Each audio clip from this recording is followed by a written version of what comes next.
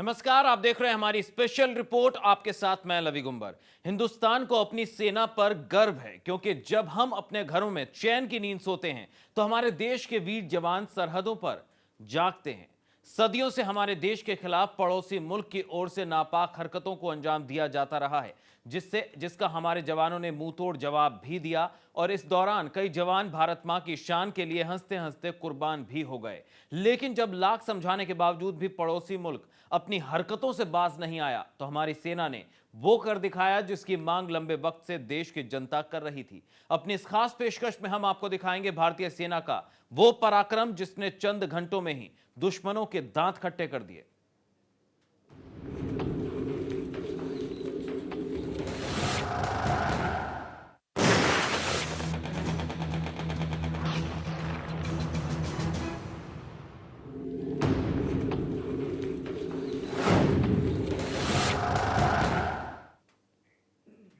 यहां तो 28 और 29 सितंबर की दरमियानी रात सेना ने वो कर दिखाया जिसका इंतजार देश की जनता को काफी अरसे से था।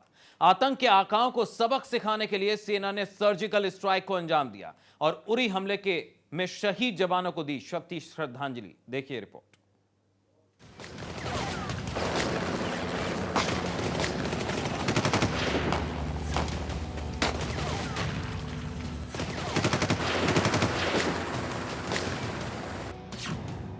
उरी हमले का लिया बदला, आतंक की लंका जलाई, शहीदों को दी श्रद्धांजलि, भारतीय सेना को बधाई। एक लंबे दशक से भारत पाकिस्तान की ओर से आतंक का दंश झेल रहा था। 2015 में पठानकोट हमला और उसके बाद 18 सितंबर को उरी में हुए आतंकी हमले में जवानों की शहादत के बाद देश में उबाल था। हर कोई पाकिस्तान की ओर से की जा रही इस नापाक करतूत का मुंहतोड़ जवाब चाहता था। इसी बीच प्रधानमंत्री मोदी ने भी चेतावनी दी थी कि उरी में हुए आतंकी हमले का बदला लिया जाएगा और सही समय आने पर सेना कार्रवाई करेगी। इसके साथ ही भारत की ओर से राजनयिक तरीकों से भी पाकिस्तान को अलग थलग करने और उस पर दबाव डालने की कोशिशें जारी रही। उरी में हुए आतंकी हमले ने देश के लोगों को झकझोर के रख दिया। इस हमले में देश के 18 वीर जवान शहीद हो गए। इस घटना के बाद शहीदों के परिजन ये मांग कर रहे थे कि अब वक्त आ गया है कि पाकिस्तान को जवाब दिया जाए। वहीं सरकार पर भी चौतरफा दबाव था कि पाकिस्तान को मुंहतोड़ जवाब देने का वक्त आ गया है। हालांकि तब माना गया कि अंतर्राष्ट्रीय मंच पर पाकिस्तान को अलग थलग करके भारत कूटनीतिक स्तर पर पाकिस्तान को जवाब देगा। तभी प्रधानमंत्री मोदी का ये बयान सामने आया कि शहीदों की शहादत बेकार नहीं जाएगी। अब आपको बताते हैं कि कैसे पैरा कमांडो ने लिया उरी हमले का बदला।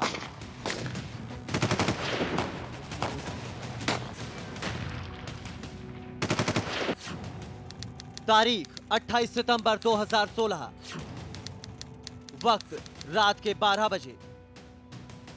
देश आतंक के खिलाफ कार्रवाई चाहता था, लेकिन सेना ने धीरज दिखाते हुए सही वक्त का इंतजार किया।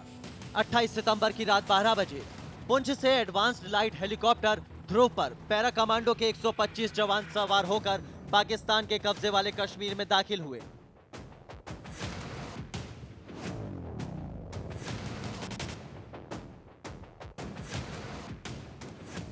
नियंत्रण रेखा के पार हेलीकॉप्टर ने इन जवानों को एक सुनसान जगह पर उतार दिया, जहां वो जगह खतरे से खाली नहीं थी। पाकिस्तानी सेना की फायरिंग की आशंका के बीच इन कमांडोज ने करीब 3 किलोमीटर का फासला रेंग कर तय किया।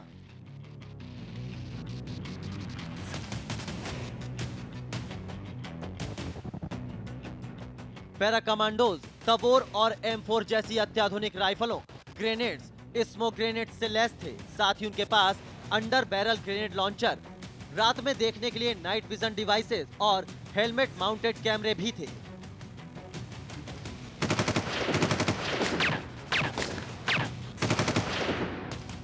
देश में तबाही मचाने के लिए LOC पार आतंकियों के लॉन्च पैड भीमबेर, केल, हॉट स्प्रिंग और लीपा इलाके में मौजूद थे, जिसकी सेना के पास पुख्ता जानकारी थी। पाकिस्तानी सेना को भारत के इस कदम का जरा भी आभास नहीं हुआ। हमले से पहले आतंकियों के लॉन्चिंग पैड्स पर खुफिया एजेंसियां नजर रखे हुए थी। और फिर वो घड़ी आ गई जब आतंकिस्तान की सरजमी भारतीय शेरों की दहाड़ से गूंज उठी।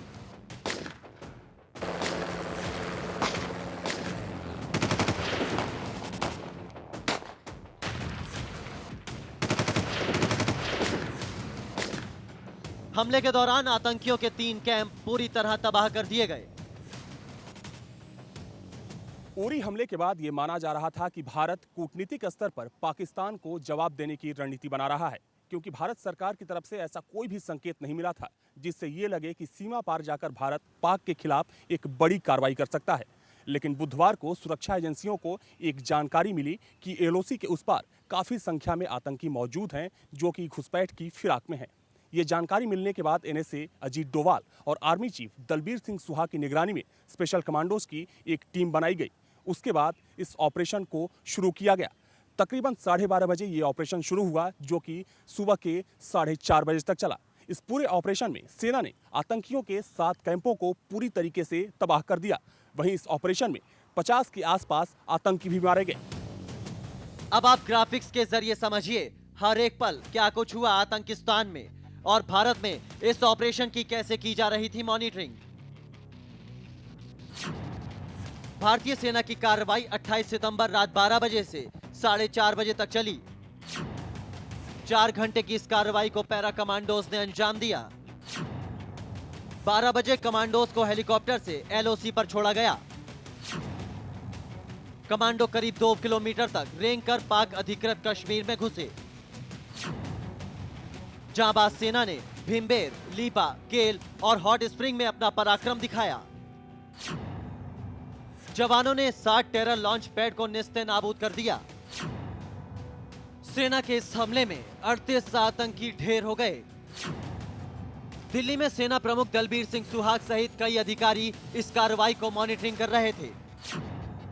पीएम मोदी अपनी कोर टीम के साथ 7 लोक कल्याण मार्ग से पूरे ऑपरेशन की जानकारी ले रहे थे।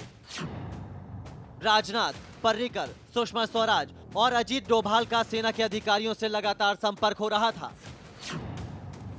फौलादी जवानों की स्ट्रेटजी से पाकिस्तान बेखबर रहा। सेना के जवान कार्रवाई को अंजाम देकर लौट आए। 29 सितंबर को पीएम अपनी कुर्सी से उठे और आगे की तैयारी में जुट गए। गुरुवार सुबह प्रधानमंत्री नरेंद्र मोदी की अध्यक्षता में बैठक हुई। इस बैठक में सेना प्रमुख दलबीर सिंह सुहाग, रक्षा मंत्री मनोहर पर्रिकर, गृह मंत्री राजनाथ सिंह, वित्त मंत्री अरुण जेटली, विदेश सचिव एस जयशंकर और राष्ट्रीय सुरक्षा सलाहकार अजीत डोभाल मौजूद थे, जिन्हें कार्रवाई की विस्तृत जानकारी दी गई।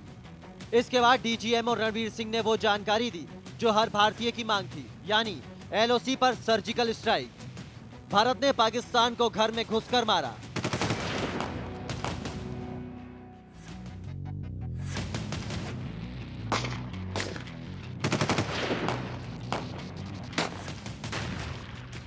इस ऑपरेशन के बाद सुरक्षा बलों के साथ ही देश के नागरिकों में पाकिस्तान को उसी की भाषा में सबक सिखाने की खुशी है।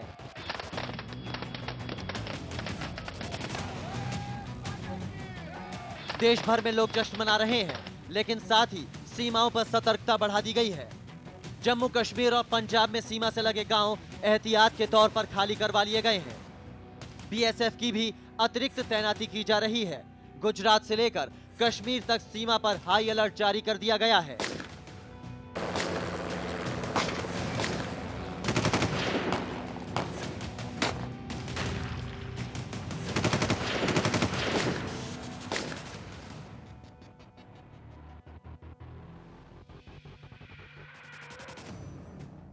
सर्जिकल ऑपरेशन के बाद जहां एक और पूरे देश में जश्न का माहौल है, वहीं सीमा पर हाई अलर्ट है और अलर्ट के चलते सीमा से लगे हुए इलाकों में पड़ने वाले गांव को खाली करा लिया गया है। साथ ही स्कूल और कॉलेजों को भी बंद करा दिया गया है। कैमरा पर्सन सुरेंद्र रावत के साथ इंद्रसेन यादव, नेशनल वॉइस, दिल्ली। जय हिंद। यहां तो देखा आपने हमारे कमांडोज ने किस तरह से सर्जिकल स्ट्राइक ऑपरेशन के जरिए पाकिस्तान को और आतंकवादियों को मुंह तोड़ जवाब दिया। एक छोटा सा ब्रेक यहां लेंगे। ब्रेक के उस पार स्पेशल रिपोर्ट में आपको दिखाएंगे किस कड़ी ट्रेनिंग से गुजरते हैं हमारे स्पेशल कमांडोज। इस छोटे से ब्रेक के बाद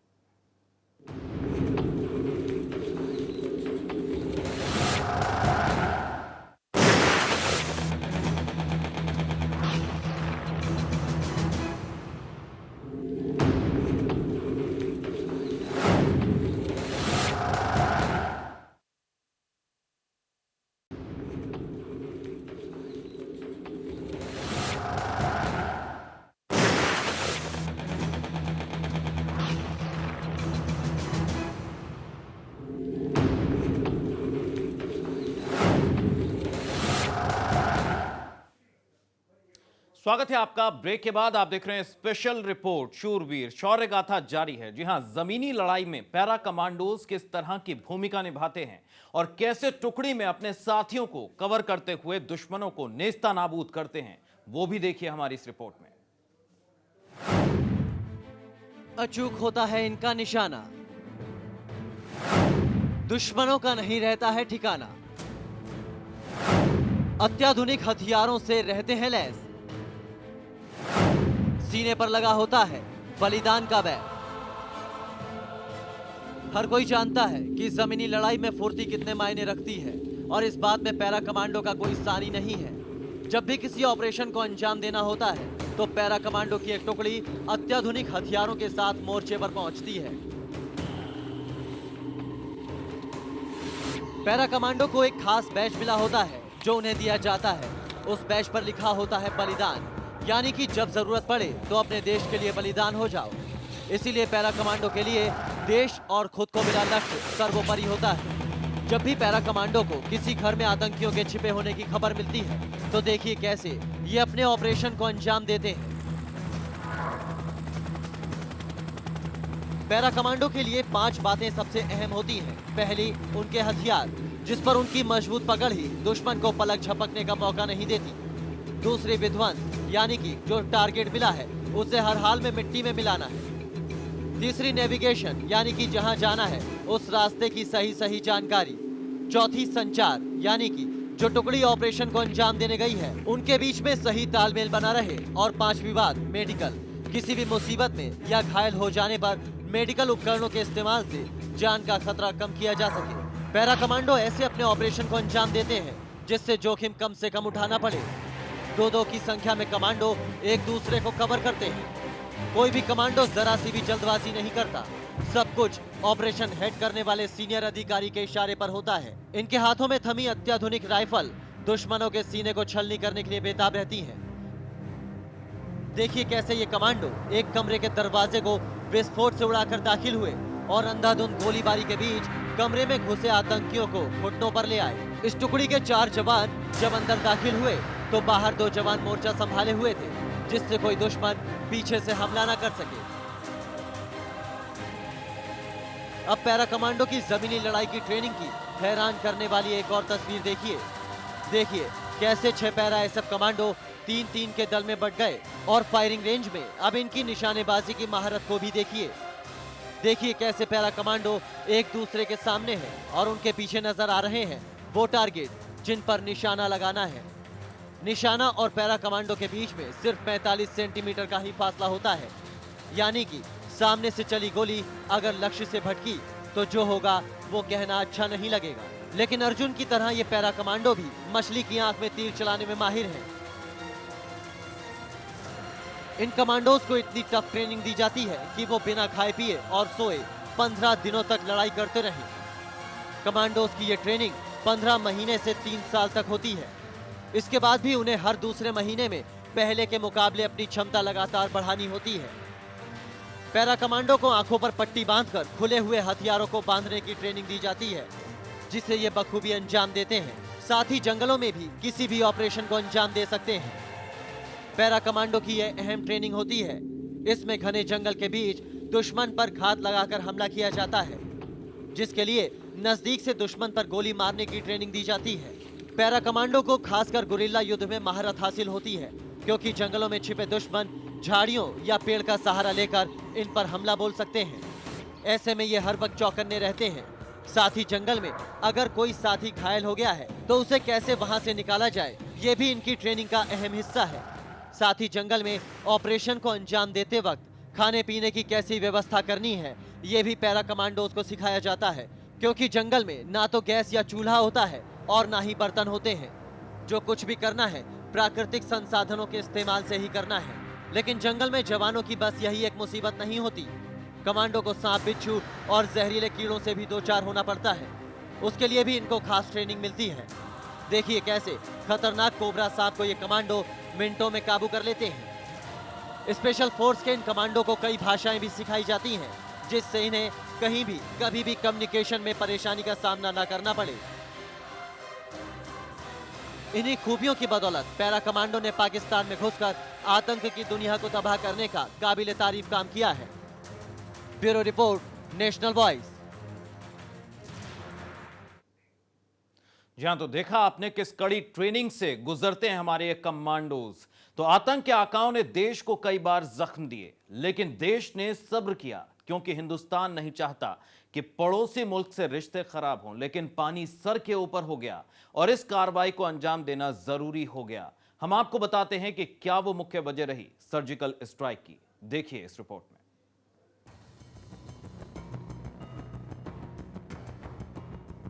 भारत ने पाकिस्तान को उसी की भाषा में जवाब दिया। अगर पाकिस्तान अपने यहाँ चल रहे आतंकी कैंप पर कार्रवाई करता तो शायद ऐसी सर्जिकल स्ट्राइक की नौबत नहीं आती। अब सर्जिकल स्ट्राइक की वजह भी समझिए। वजह नंबर 1, उरी हमले के बाद पाकिस्तान का रुख भारत के प्रति नकारात्मक रहा। सबूत देने के बावजूद इस्लामाबाद ने अपने रुख में बदलाव नहीं किया। वजह नंबर 2, इस्लामाबाद ने अपनी जमीन पर चल रहे आतंकी कैंपों को नष्ट करने का कोई इरादा पेश नहीं किया, उल्टा ऐसे संगठनों को संरक्षण जारी रखा। वजह नंबर 3, नियंत्रण रेखा के पास पाकिस्तानी सेना अपने बंकरों के जरिए आतंकियों को लॉन्च पैड मुहैया कराती रही और घुसपैठ की कोशिश में मदद करती दिखी।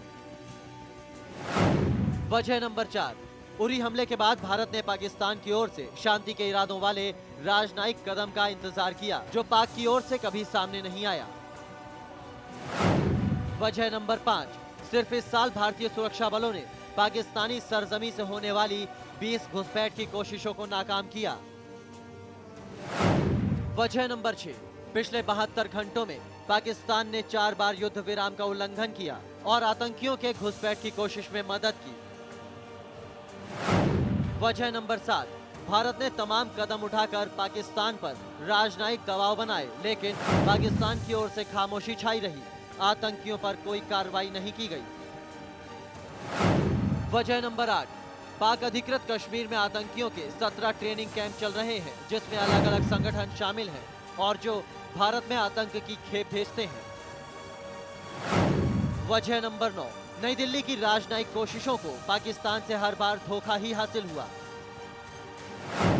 वजह नंबर 10, कारगिल के बाद से अब तक पाकिस्तान से प्रायोजित आतंकवाद के चलते 3,370 भारतीय जवान शहीद हो चुके हैं। वजह नंबर 11, कारगिल के बाद से अब तक भारत के 5,265 आम नागरिक पाकिस्तान प्रायोजित आतंकवाद की भेंट चढ़ चुके हैं।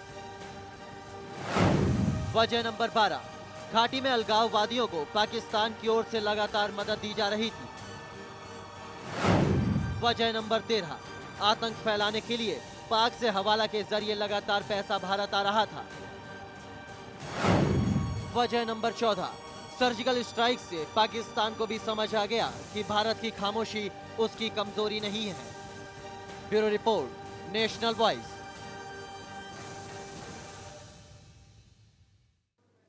तो इस रिपोर्ट में आपने देखा क्या थी वो अहम वजह जिस वजह से भारत को यह सर्जिकल स्ट्राइक ऑपरेशन को अंजाम देना पड़ा। फिलहाल हमारी स्पेशल रिपोर्ट में बस इतना ही। लवी गुंबर को दीजिए इजाजत। देश और दुनिया की बाकी खबरों के लिए आप देखते रहिए नेशनल वॉइस। जय हिंद।